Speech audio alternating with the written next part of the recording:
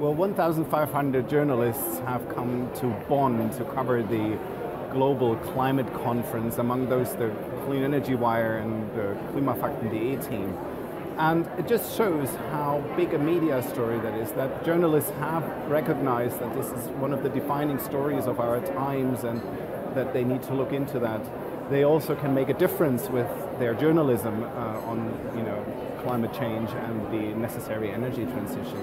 But if you talk to the people here on the ground, the delegates, the negotiators, the observers, the NGOs, you also get a feeling that we have a lot of responsibility as journalists as well to do our job as well as possible and to tell the stories in a way that people can understand them. And if you look at the substance of what's going on here in Bonn, you understand easily why. It's complex science behind climate change.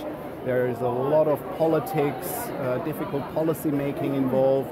There are a lot of business interests, but also there's real impact on people's lives and a lot of personal stories involved. So while this makes all for great material for journalism, it also shows that we have a responsibility to do it well, to double check the facts, to get all sides of the story in, to be critical, to hold those in power to account, but also to tell the positive stories of change. And there are a lot of stories right now that tell how people are moving on, how they create a low carbon future. So if we as journalists can succeed in creating a trusted space for facts and figures and for context and for the international perspective on things, I think good journalism can make indeed a big difference and drive the Paris Agreement and the global